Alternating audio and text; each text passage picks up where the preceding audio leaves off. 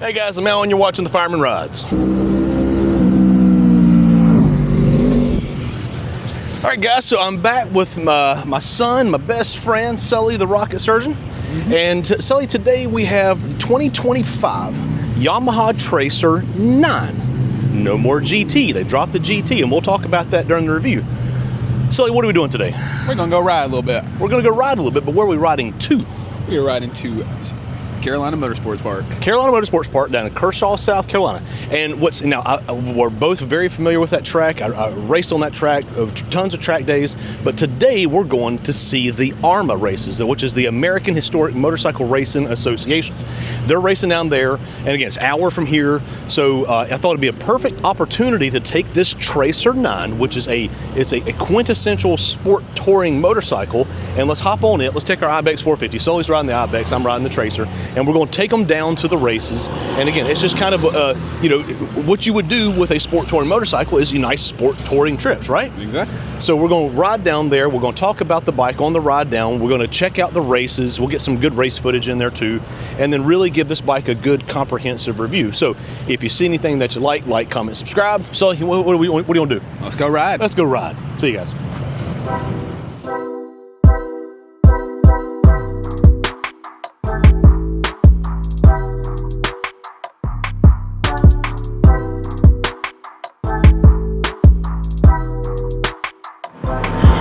So if you're asking the question, what's the difference? What's the biggest differences between the Tracer 9 GT or GT Plus and the just Tracer 9? Well, what Yamaha did is actually kind of the complete opposite of what most manufacturers have been doing here over the past couple years. Is that instead of constantly adding features and raising the price and adding features and raising it's just a vicious cycle. What they decided to do with this motorcycle, they said, you know what, it's gotten out of control. In contractor talk, it's called scope creep, where you just keep adding stuff and then the price keeps going up and you wonder why it got so expensive. Well, you kept adding all this shit to it and the price just got out of control. So the GT Plus, it had some really cool features, but it really took this bike and put it to a whole different category than what it really belonged in. So let's recap what it had. So the GT had electronic suspension. It had the really cool, I think they were Showa forks that were semi-active, and it's a really cool system, but it's an expensive system. It had the radar cruise control. Again, really cool system, really cool features, but again, it adds a lot of cost and complexity and everything else. Electronic windshield, which I like, but this manual windshield, this is perfectly fine. I mean, look at this right here. I mean, look at that. That's it. I mean, that's it. That's all it takes to adjust that windscreen. It had the quick shifter up and down. It had the heated grips, and I'm sure there's something else I'm missing. The house burned down. Look at that. I'm sure there's something else that I'm missing in that process right there. But I owned one of the original, the Tracer 900, which was like when they first came out with this bike. They took the CP3 engine and they put it in a sport touring frame, which is basically the frames is still the same thing. And it was a great bike. But again, it's a sport touring bike with that emphasis on sport. But I think it was like $10,000, $9,500. It was a really good price. But then they started, and it really competed in the category it was in very well. But then they started adding all those features, and they really kind of jacked the price up. And the problem is that with an MSRP of $17,000, you're not competing against the other Japanese bikes in that category. You're competing against the European bikes. And while this is a really, really good motorcycle, it's not a $17,000 motorcycle. And no one was buying it, to be completely honest.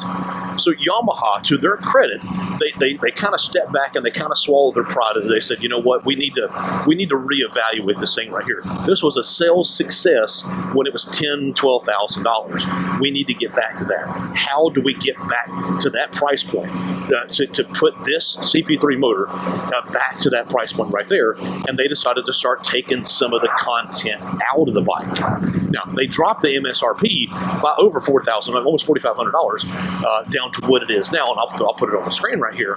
But they took away the electronic windscreen, which adds a lot of complexity. There's motors and there's servos and there's relays and wiring and all that stuff. This right here, it's one little switch. Look at that. That's it. That's all there is for that adjustable windscreen.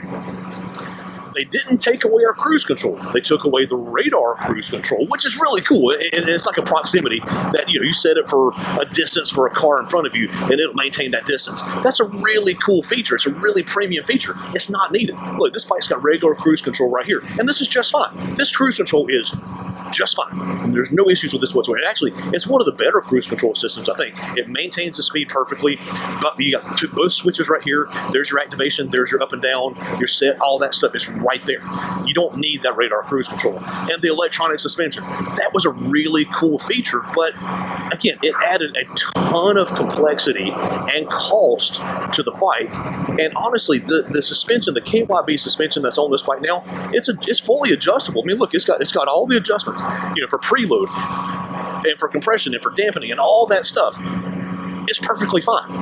Go find like a Dave Moss or somebody like that, or just go to a suspension shop, have them set your suspension up for you, and honestly, you won't really ever have to mess with it again, to tell you the truth. And you don't really need that electronic suspension. So they were able to cut all those features out, and again, they were able to take a huge chunk of the price of the motorcycle off, and that brings it down to the $12,000 range that it's in now, and that makes it so much more competitive. And it really makes it that much more of a value of a motorcycle. So again, I think Yamaha did a great job in addressing that. And again, drop the GT off of the name and just make it the Tracer 900. This is a peach of an engine, but it was just getting lost with all that stuff. Every year they kept adding more and more stuff, and that price just kept going up and up. And people were looking at us like, I don't want to pay BMW money or Ducati money for a Yamaha. I just don't want to do it. And that's a fair point. It really is. And, to Yamaha's credit, they said, you know what? No, we need to stop. We need to step back. We need to reevaluate this, drop back and punt. And they took the stuff off the bike, and I think they really, really kind of nailed it.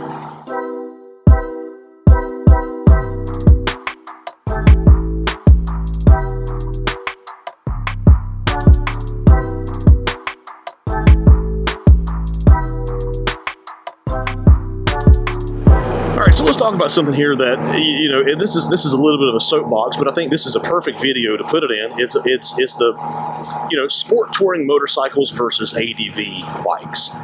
And I really kind of look at this a lot like, almost like, a hatchback car or a wagon versus an SUV. Now follow my logic here.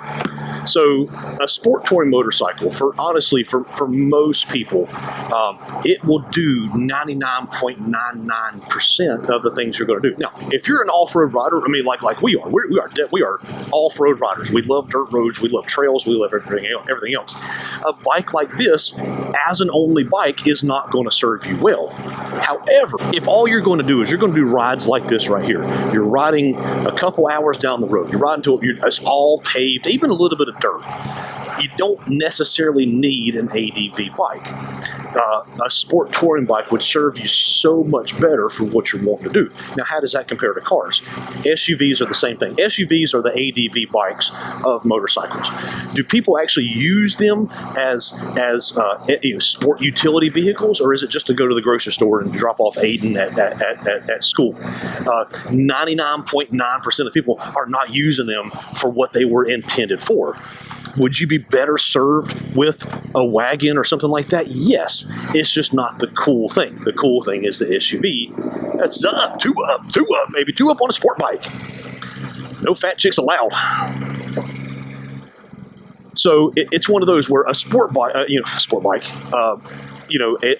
car, a sporty car with a wagon or something would serve you so much better than what an SUV would. But it's just, we've just kind of been ingrained to the fact that no, if you need space, you need to get an SUV. When actually a lot of wagons have more capacity than what an SUV does.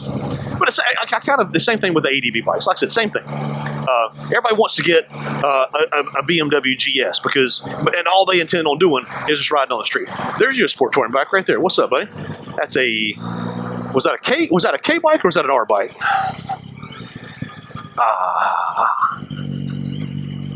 Right, yeah, right over here is the Battle of Hanging Rock from the Revolutionary War, right outside of Heath Springs, South Carolina, which is a really cool story.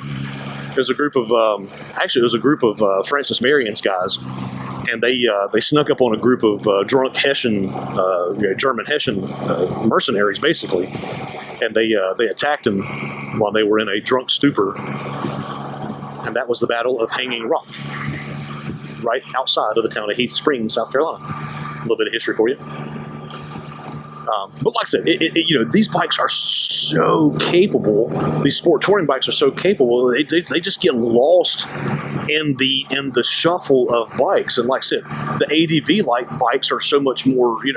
They're so much flashier. And it's like, yeah, everybody thinks they're going to be Ewan McGregor and Charlie Borman and go ride cross country around the world when all you're doing is just riding back roads like this. Sport touring bikes are so much more rewarding for riding like this. Like I said, you get the 17-inch wheels. Look at how flickable this thing is with the 17-inch wheels right here, and you get a lot more sport rubber. Again, if all you're doing is stuff like this, sport touring bikes are the ticket, man. They are the absolute tits, I'll tell you. And you've got sport rubber to choose from. Once you start going to 19 and 21-inch front wheels, you don't really have any sport rubber. You start getting into the 80-20 rubber, but it's still a compromised tire. If all you're doing is this right here, get a sport bike, man. I tell you, sport bikes are so much fun. And you get on a twisty road, my gosh, these things are so much fun. So anyway, rant over as far as sport bikes or ADV bikes versus sport touring bikes.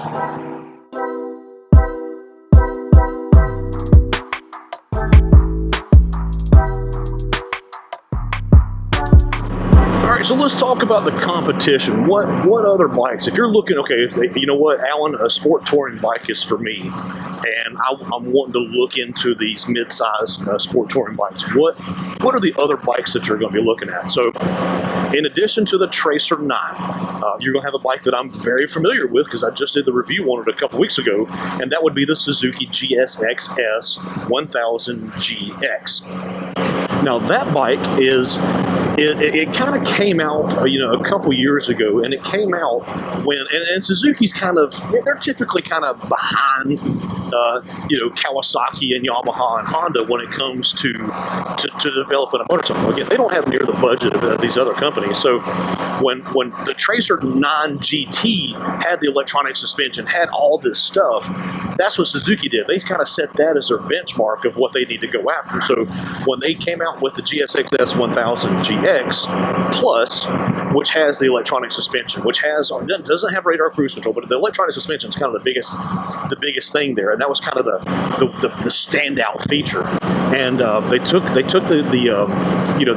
Gixxer 1000 K5 motor and made a basically just a good old-fashioned big old liter four-cylinder sport touring bike, and it's a great bike. I really enjoy riding that motorcycle. And price-wise, it's pretty competitive with this bike here, and I'll put the MSRPs of these bikes that we're talking about up on the screen. So the Gixxer 1000 GX is a really good competition for this bike. Again, it's a big old liter four-cylinder, which you get liter four-cylinder attributes, which between high RPM power, but then it's a four-cylinder, so you're going to get some buzz coming out of that, and it's going to tickle your feet, and it's going to tickle your hands, and maybe even your testicles too. So you gotta look at it like that.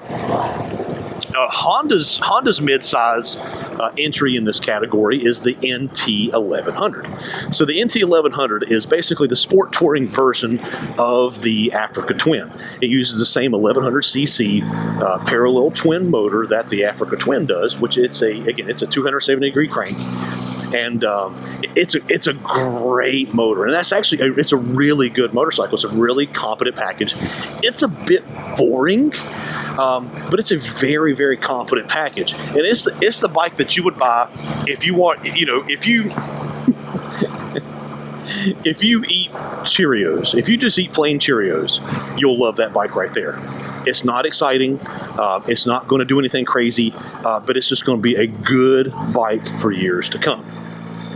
All right, so in Kawasaki, they've got the Versys 1100. It used to be the Versys 1000, and then they bumped up the CCs for Euro 5, and now it's the Versys 1100 SE. That's another one of those bikes where it's really creeped up in price, and actually for a couple years between the Versys 1000 and this bike right here, it's like every year they're going up another $1,000, and next thing you know, those bikes are sitting up at $15,000, $16,000, $17,000, and it's like, I'm not paying $17,000 for a Kawasaki if it's not a ZX-10R or a Concours or something like that. But like I said, same thing there. Again, a really nice bike, a heavy bike. That bike's 500 something pounds, and it's a big 4-cylinder. This is really the only four of the 4 big Japanese brands that kind of went a different route with their engine configuration and went with their CP3 triple. While this engine doesn't sound, let me rephrase this. This engine doesn't sound as premium as a big 4-cylinder or a 270-degree crank parallel twin. I can tell you, this is a flexible powertrain. Look, we're turning 3,000 right now. I'll just give it. It's a great motor. So again, it doesn't have the like traditional big luxury like what a big 4-cylinder, like a liter 4-cylinder or 1100cc 4-cylinder does. But I'm telling you, for a sport touring package, this is a great motor. You can lug it down. Look, we're in 4th gear, under 3,000 RPM. The fueling is absolutely spot on. I do remember when this motor first came out that the fueling was not spot on. It was pretty bad. And actually, in my Tracer 9, I think that's when they first started figuring out how to get the fueling just right on that bike. All right, so as far as there's our Japanese competition. Like I said, you got the Versys 1100 SE, you've got you got this bike here, you got the NT 1100, and you've got the Gixxus 1000 GX. As far as your European competition, now I don't think you're going to find anything comparable price-wise. Let me put it like that. There's always going to be a price delta with the European bikes. First one that comes to mind is the Tiger 800 Sport. Again, that's the only other bike in this category that has a triple motor. And I've had tons of Triumphs, I've had tons of Triumph triples, and I've had a couple of Yamaha triples. These truly are the most versatile powertrains that's made today. Again, you get the down low of like a twin cylinder, like what the NT 1100 is, but then you get to scream it up top like you get with a 4-cylinder, like the Gixxus 1000 or something like that. So while it doesn't sound, let me rephrase that, it doesn't sound as premium as what the 4-cylinder does or the parallel twin does, it's a great motor. So again, the Triumph, the Triumph 800 Sport, it competes with this bike pretty close. The difference is that the price, that Triumph is going to cost you, about 20% more than what this motorcycle is here, and really for no additional features. And then you always got to pay that Triumph tax as far as being able to service it and reset your service lights and availability of dealer network and everything else. Ducati, I don't think Ducati really has a comparable bike in this category right now. You could look at it's a little bit of a stretch, but you could look at, say, Moto Guzzi and look at the not Stelvio. You could look at the V100. Now the V100 is kind of it's a little more, a little higher price point, but you get a lot of those features that you get with this. And again, the dealer network is a little bit limited. If you are interested in a Moto Guzzi, go see T0 Cycle, Freedom Drive, Charlotte, North Carolina. As far as BMW, so this one here was the one I kind of struggled with. The bike that I would naturally look at would be like the R1200 RT or something like that. However, an RT these days is going to cost you $20-something thousand. You could buy 2 of these motorcycles for what an R1200 or R1250 or R13, whatever the current RT model is, RT model is. So probably the closer related would be like the F900 XR or something like that, which I don't know. I've never been a fan of the BMW parallel twins. So really, as far as competition here, sticking with the Japanese competition, this thing competes really well. Again, the NT's kind of got it on price. and the Versus has its own features, but at a lot higher price. I think this really kind of slots in the middle, and it's kind of like the Goldilocks of those Japanese kind of mid-sized sport touring motor. I'd always start to get butterflies right about here. As soon as you start seeing the gas station, right now you see the white sign, you're like, I'm home, baby, I'm home. Oh, they moved the gate too. Look at that, the gate's up here now.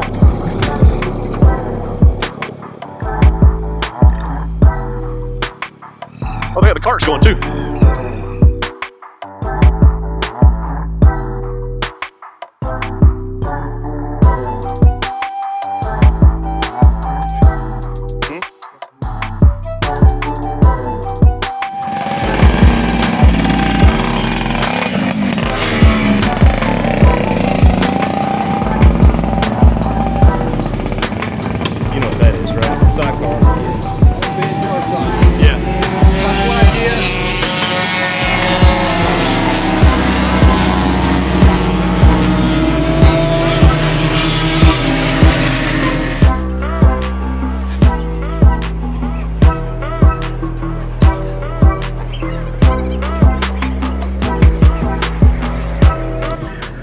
All right, guys, so we've talked about how a bike does on the highway. Let's talk about the actual powertrain itself. I mentioned that during the competition part about this 890cc CP3 motor. And if you notice, we're down here at Carolina Motorsports Park. And again, this is the ahrma races.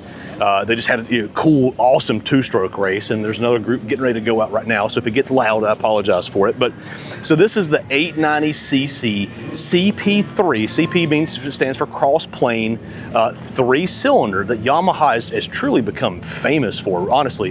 The motor started off in the MT-09 bikes, and then it's now matriculated up through into the Tracer 9, into the R9 bike, and they're using that bike, they're competing it with that motor, that R9 platform in Moto America, and really they're dominating.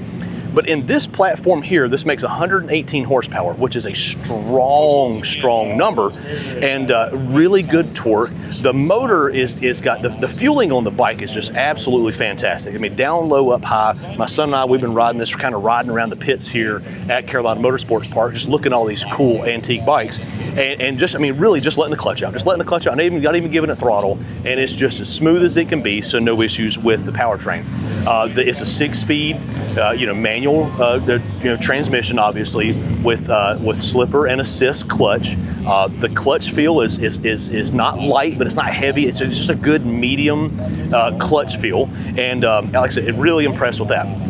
Now, one thing Yamaha did when they decontented this bike is they took the quick shifter off as standard equipment. Now, you can still buy it, and I think it's like $199 to add the quick shifter. And the quick shifter on a motorcycle really elevates the riding experience. So I would highly recommend it. And you see the bikes are staging behind me right here, so they're going to get loud when they go to take off here. So again, $199, add the quick shifter, and I think it's totally worth it. That's one of the few things I wish they would have left on the bike, but I understand having to get the price point down to a certain point.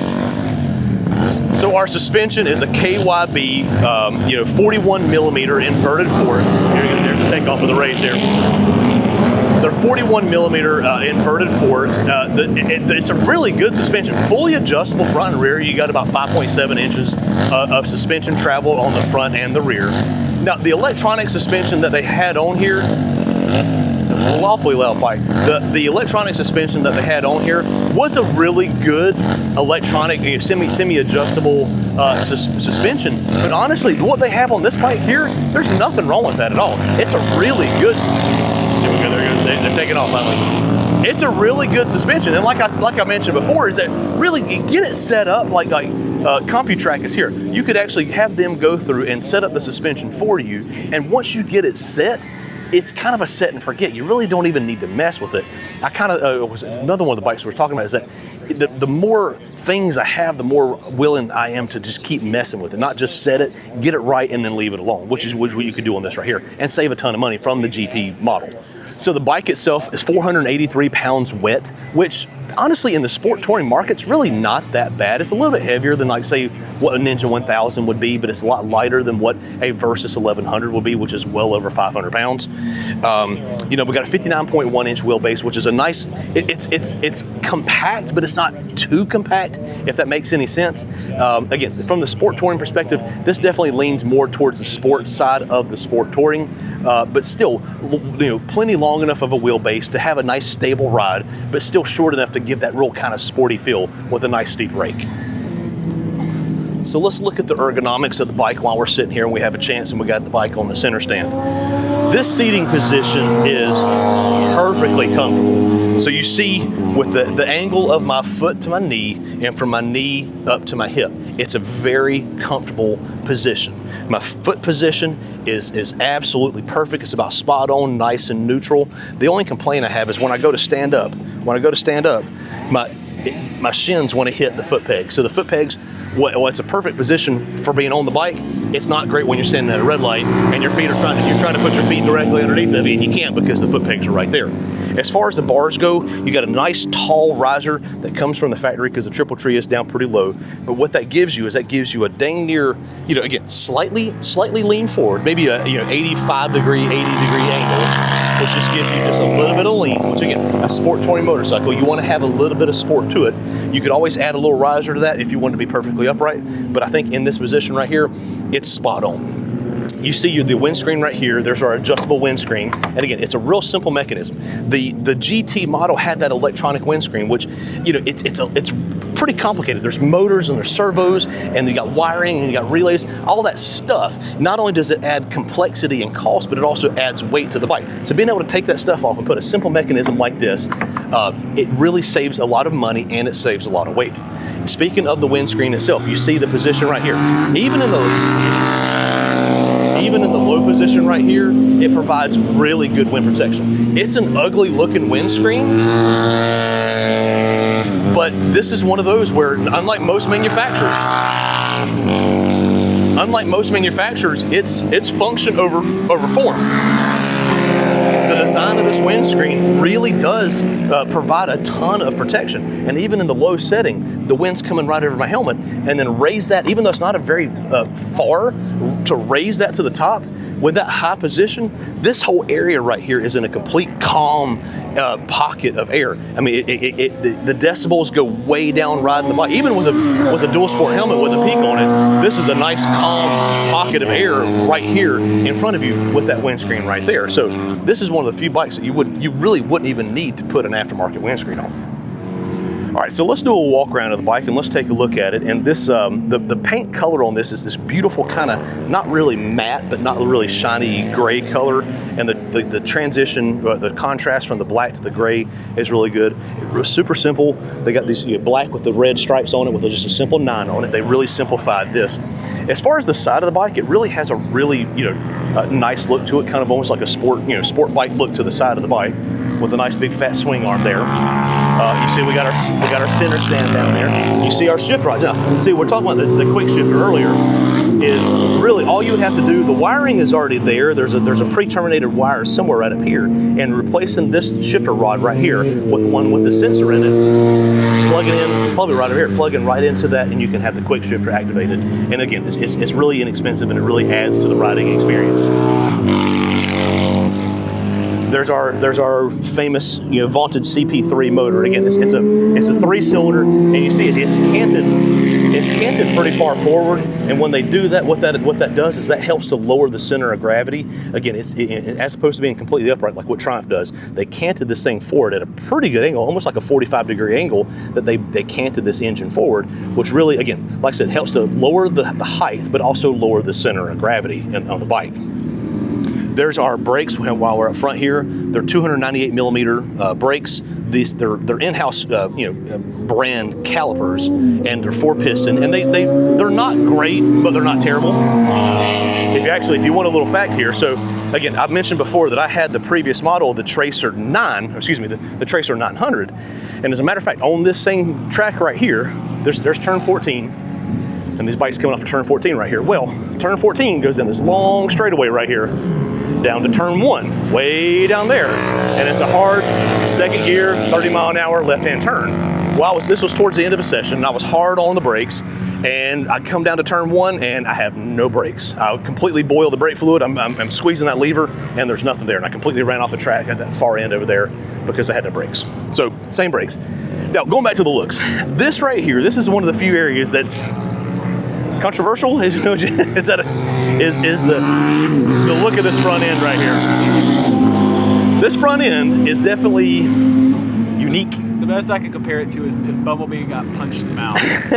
Yeah, if you've ever seen Bumblebee from the Transformers movies, this is the motorcycle equivalent of what Bumblebee looks like. If he got punched in the mouth. If he got punched in the mouth. Now, if you notice this big spot right here, what that was is that's where the radar cruise control module was. It went right there, and like I said, it's shooting radar waves forward, and it fed that back to the radar cruise control. Well, again, they took that away, and again, that's a rather expensive addition on the motorcycle. So they pulled that off, and they were able to cut a lot of cost and cut a lot of weight, and just going back to a traditional, regular cruise control system without that, but they still got that big old hunking piece, and that's really why they redesigned it to have that right there, was for that module. But now they've done away with it. They're stuck with the design, but it is what it is. It's definitely a unique design, right?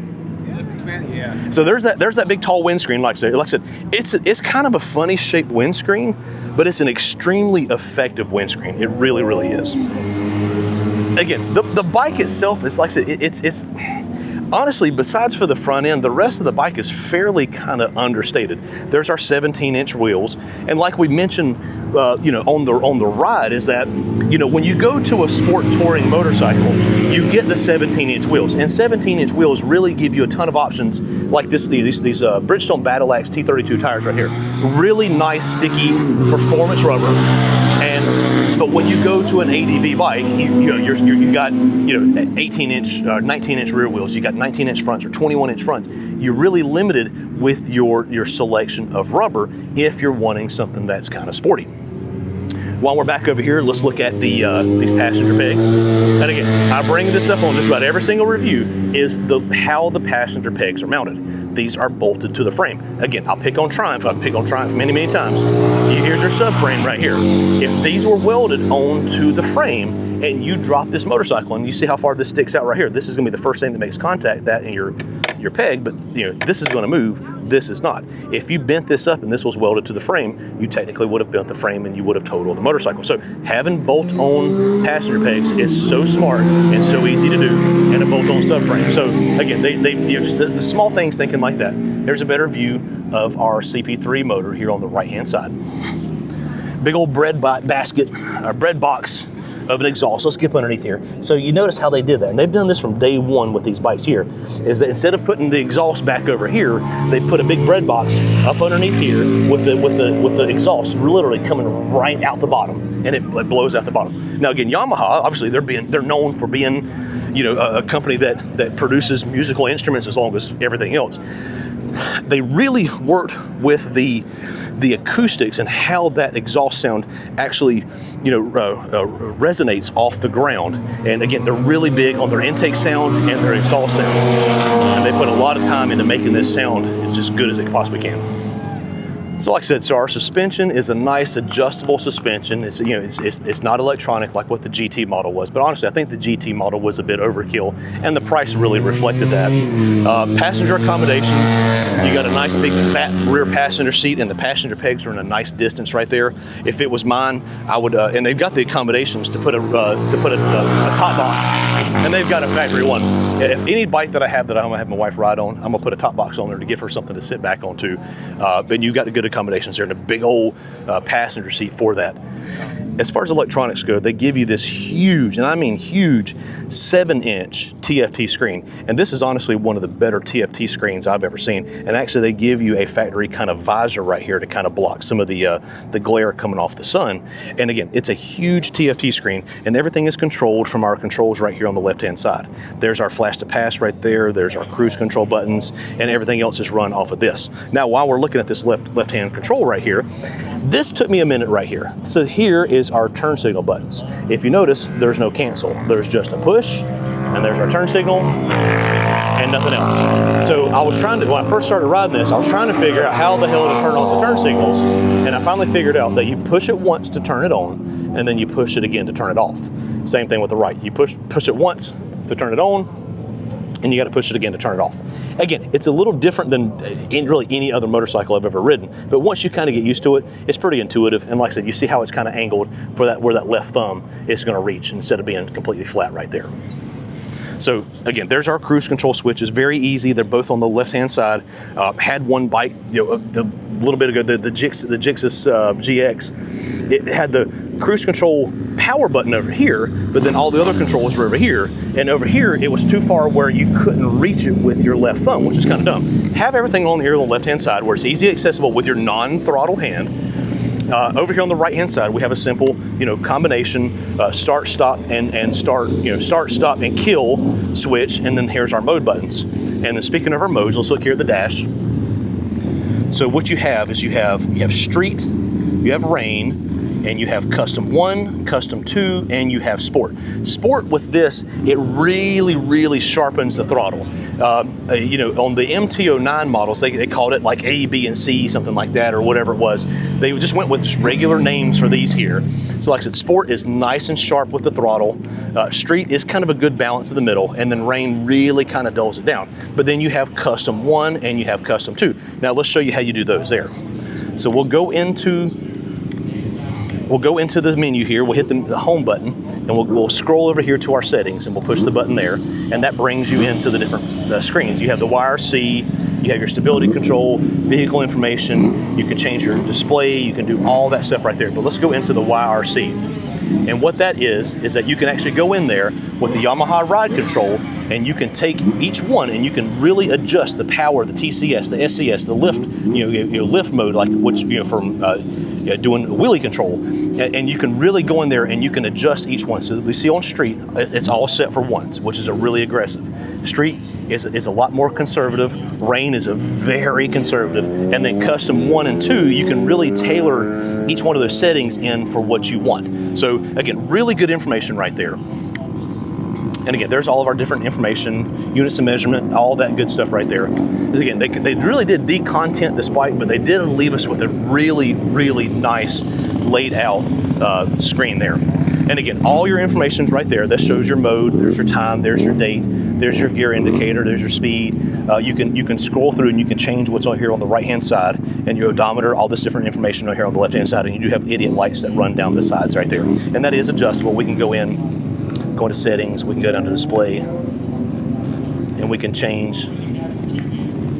You can go through, actually here, we'll hit home, go over to theme, and you can actually change the theme. And actually there's one right here where it actually just shows the bike, which is kind of, if you forget what kind of bike you're riding, you can see it right there. And that just kind of changes the layout of all the information, just like that, and it puts everything on the bottom. So I really like, and again, it's really easy to access.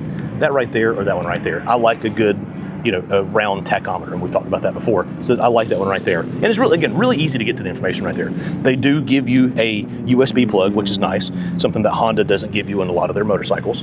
There's the adjuster for the windscreen. Again, it doesn't go very far, but it does a really good job. And then there, like I said, there's that little shelf right there for your dash.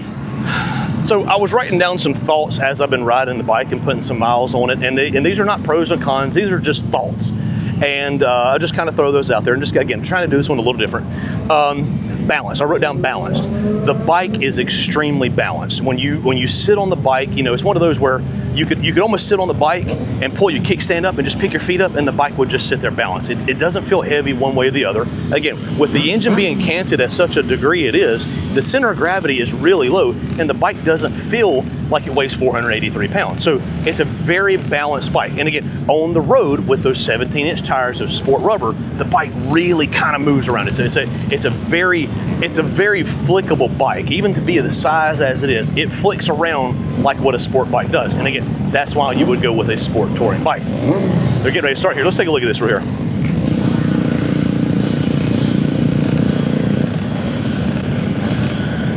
The smell of race gas never gets old. So again, the bike feels really balanced. Again, we'll talk while we watch the races take off.